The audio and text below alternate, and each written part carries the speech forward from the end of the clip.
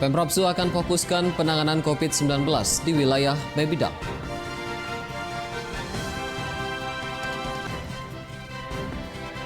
Polisi tetapkan 17 tersangka pada kerusuhan di Mompang Julu, Mandailing, Natal.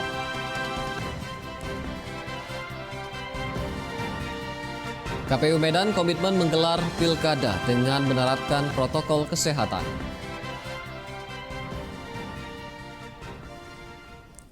Halo pemirsa, senang sekali kami dapat kembali hadir di hadapan Anda dalam program Wajah Sumut edisi Senin 6 Juli 2020.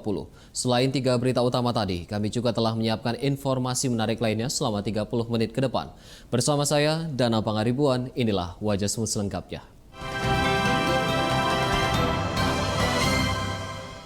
Kasus COVID-19 di Sumatera Utara kini sudah mencapai 1.778 kasus positif terkonfirmasi dan 244 PDP. Sementara itu, 12 daerah di Sumatera Utara sudah berstatus zona merah penyebaran COVID-19.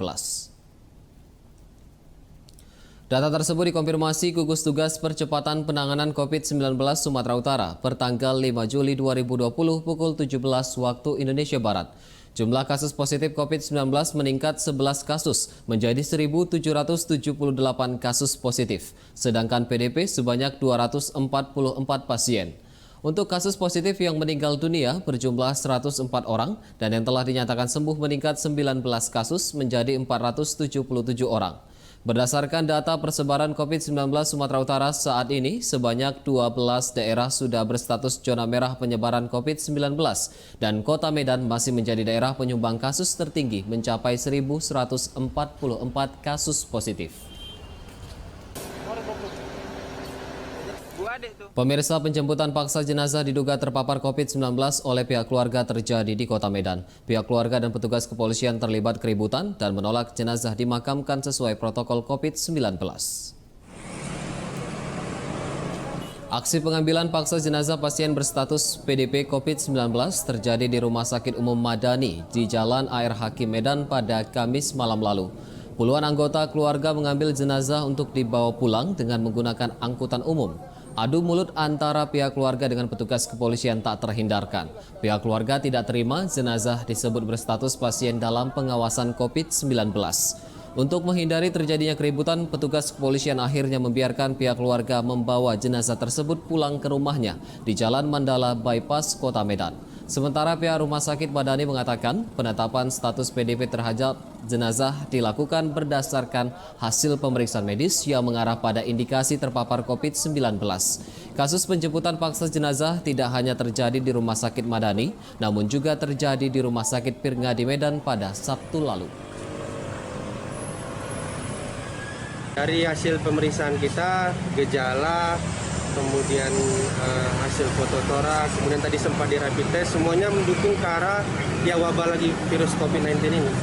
Jadi kita bilang itu pasien PDP. Pasca kunjungan Menko Polhukam dan Mendagri ke Sumatera Utara, Pemprov Sumut akan memfokuskan penanganan COVID-19 di wilayah Mebidang. Hal tersebut dikarenakan wilayah Mebidang menjadi penyumbang kasus COVID-19 mencapai 75% dari total kasus positif di Sumatera Utara. Hal tersebut disampaikan PLT Kepala Dinas Komunikasi dan Informatika Sumatera Utara Irman Umar di Posko Gugus Tugas COVID-19 Sumatera Utara pada Sabtu sore. Sesuai arahan Menko Polhukam dan Mendagri, Pemprov Su akan lebih fokus menangani kasus COVID-19 di wilayah Mebidang, yakni Medan, Binjai, dan Deli Serdang yang sudah berstatus zona merah penyebaran COVID-19. Rencana ini dilakukan karena wilayah Mebidang merupakan 3 daerah penyumbang kasus COVID-19 mencapai 75% dari total kasus positif COVID-19 di Sumatera Utara.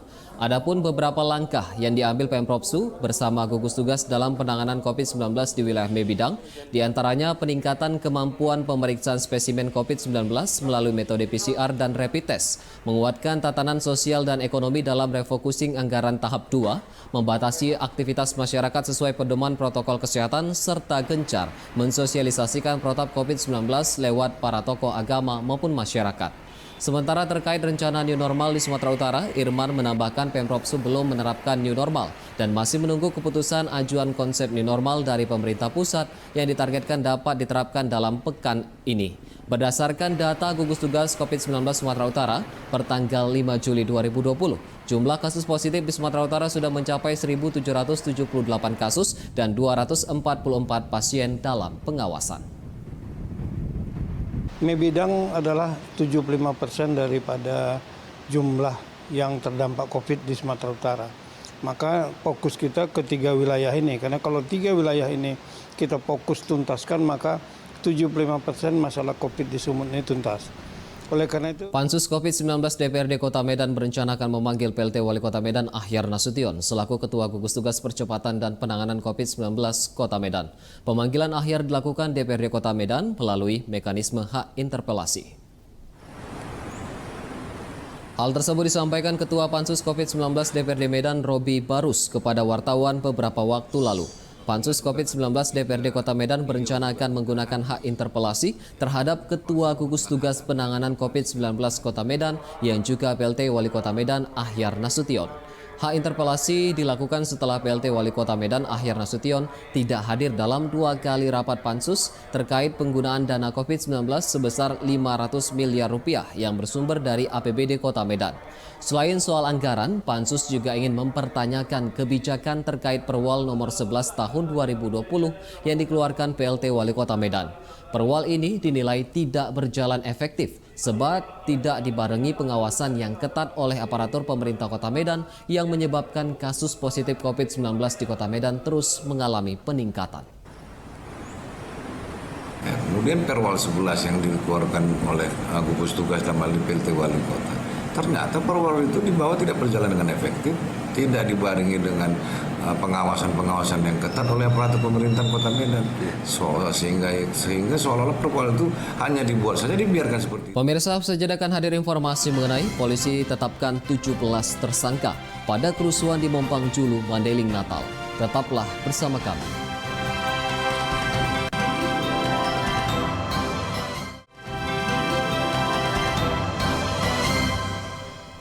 Masih bersama kami di Wajah Sumut. Seorang pengendara sepeda motor tewas tertabrak truk di jalur lintas Medan Belawan. Akibat kecelakaan, arus lalu lintas sempat mengalami kemacetan hingga 1 jam. Korban atas nama Rosdia Manulang, warga Kecamatan Medan Deli, tewas di lokasi kejadian setelah tertabrak truk kontainer di Simpang Aloha, Kecamatan Medan Labuhan pada Minggu sore lalu. Kecelakaan bermula saat korban yang mengendarai sepeda motor melintas di lokasi, kemudian menabrak bagian belakang mobil yang berhenti di tepi jalan hingga korban terpental ke badan jalan. Truk kontainer yang melintas dari arah Medan menuju Belawan kemudian menabrak korban. Kini jenazah korban sudah dibawa ke Rumah Sakit Pirngadi Medan, sementara sopir truk melarikan diri. Akibat peristiwa ini, lalu lintas dari arah Medan menuju Pelabuhan Belawan dan sebaliknya sempat mengalami kemacetan selama 1 jam lebih. Satu unit angkutan kota terbakar di kawasan Jalan Sisingamangaraja, Medan. Tidak ada korban dalam peristiwa ini, sang sopir berhasil menyelamatkan diri.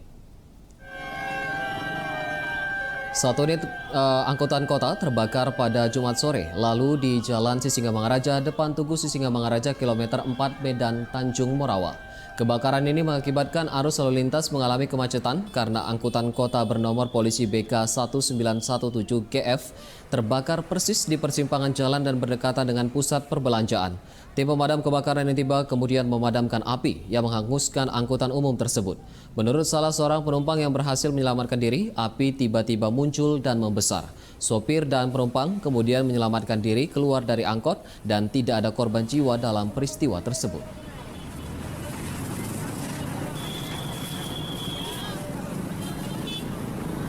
Tim Reskrim Polsek Medan Timur menangkap seorang mantan anggota Polri yang menggelar pesta narkoba bersama 2 temannya. Dalam penangkapan, polisi terpaksa menembak kaki pelaku karena melakukan perlawanan dan menyerang petugas.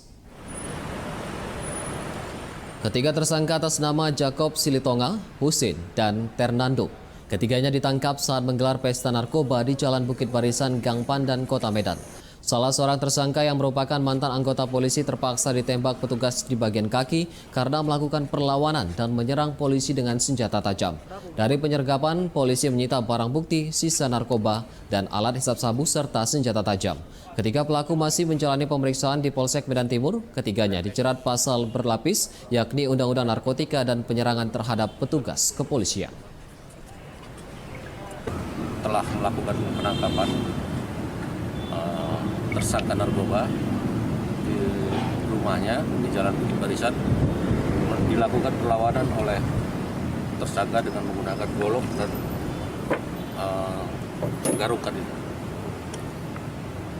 Namun Sat Narkoba Polres Pelabuhan Belawan menangkap pelaku pengedar narkoba di kawasan pesisir Belawan pada pagi tadi. Selain mengamankan para pelaku, petugas menyita narkoba jenis sabu siap edar seberat 261 gram.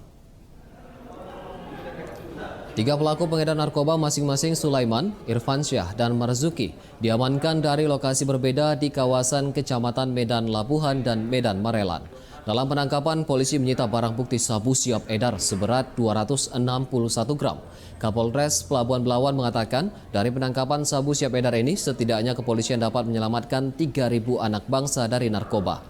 Kini para pelaku telah dibawa ke Polres Belawan dan dikenakan Undang-Undang Nomor 35 Tahun 2009 tentang narkotika.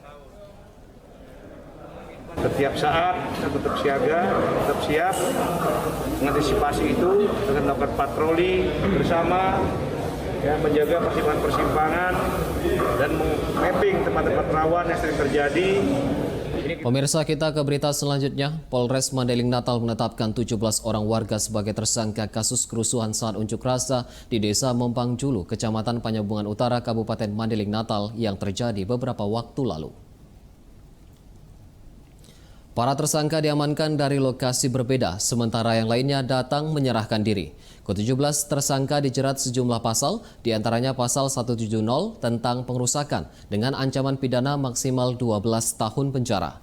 Sebelumnya diberitakan kerusuhan terjadi di Desa Mompang Julu pada Senin pekan lalu. Kerusuhan berawal dari unjuk rasa warga menuntut pemberhentian kepala desa yang dinilai membuat kebijakan menyimpang terkait pembagian bantuan langsung tunai atau BLT. Aksi unjuk rasa berujung pada tindakan anarkis, massa melempari polisi dan membakar 2 unit mobil, termasuk kendaraan dinas Wakapolres Madinah. 6 personil polisi juga dilaporkan terluka akibat lemparan.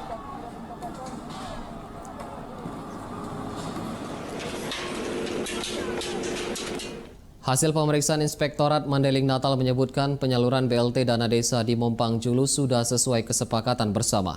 Pihak Inspektorat tidak menemukan adanya dugaan penyelewengan dana yang dilakukan kepala desa. Hal tersebut disampaikan Kepala Inspektorat Madinah Marwan Surbakti Siregar kepada Metro TV terkait laporan dugaan adanya penyelewengan BLT dana desa kepada masyarakat Mompang Julu. Sebelumnya dilaporkan warga memprotes pemotongan BLT yang dilakukan pihak desa, namun menurut Inspektorat, pemotongan tersebut tidak menyalahi aturan bila sebelumnya telah disepakati bersama. Kesepakatan tersebut diputuskan dalam rapat yang dihadiri Kepala Desa, Badan Pengelola Desa, dan tokoh masyarakat. Berdasarkan pemeriksaan, pihak Inspektorat tidak menemukan adanya dugaan korupsi atau penyelewengan dana yang dilakukan Kepala Desa Mompang Julu.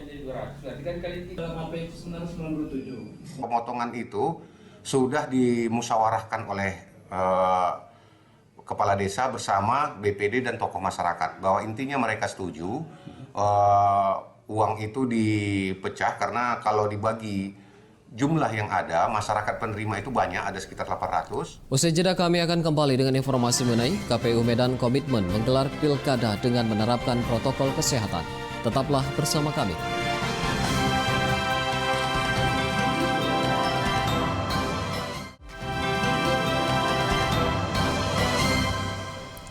Kembali lagi di Wajah Sumut. Pelaksanaan ujian tertulis berbasis komputer atau UTBK dalam SBMPTN tahun 2020 gelombang pertama dilakukan dengan menerapkan protokol kesehatan. Para calon mahasiswa diharuskan menjaga jarak dan dilakukan pengecekan suhu tubuh. Seperti yang dilaksanakan di Universitas Sumatera Utara pada Minggu sore kemarin, Rektor USU Runtung Sitepu meninjau langsung pelaksanaan ujian tertulis berbasis komputer dalam SBMPTN tahun 2020. Selain mengecek jalannya ujian, pemeriksaan penerapan protokol kesehatan juga turut ditinjau mulai dari cuci tangan, pengecekan suhu tubuh hingga para peserta wajib menggunakan masker. Menurut Rektor USU, pelaksanaan UTBK ini sudah mulai berjalan sejak tanggal 5 hingga 10 hari ke depan dengan jumlah pendaftar mencapai 35.000 peserta. Untuk kuota Universitas Sumatera Utara sebanyak 3.000 calon mahasiswa.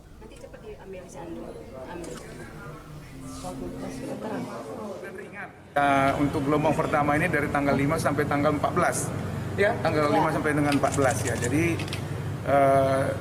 sampai hari ini yang kita lihat persiapan matang dan pelaksanaan juga lancar. Pemirsa, diduga adanya kecurangan dalam PPDB sistem zonasi di Sekolah SMA Negeri 1 Lubuk Pakam. Sejumlah orang tua yang didampingi LSM melakukan protes kepada pihak panitia PPDB. Mereka memprotes adanya temuan jarak peserta didik yang berbeda saat pendaftaran dengan kelulusan. Sejumlah orang tua yang didampingi LSM dari Lira, Topan RI, dan Garda Kamtipmas Sumut mendatangi pihak panitia PPDB di Sekolah SMA Negeri 1 Lubuk Pakam. Kedatangan para orang tua ini ingin menyampaikan protes terkait pelaksanaan PPDB sistem zonasi di sekolah tersebut yang dinilai curang. Dari barang bukti yang ditunjukkan para orang tua, terdapat sejumlah siswa yang pada pendaftaran awal jarak rumahnya mencapai 2,5 km. Namun saat sudah dinyatakan lulus, jarak rumah peserta didik tersebut berubah menjadi 45 meter dari sekolah. Temuan tersebut menimbulkan kecurigaan dan pertanyaan para orang tua yang anaknya tidak lulus, meskipun jarak rumahnya dekat dengan sekolah. Menurut perwakilan dari LSM Lira, Adlani Nasution, pihaknya menduga adanya permainan pada PPDB sistem zonasi antara calon peserta didik dengan panitia pelaksana PPDB.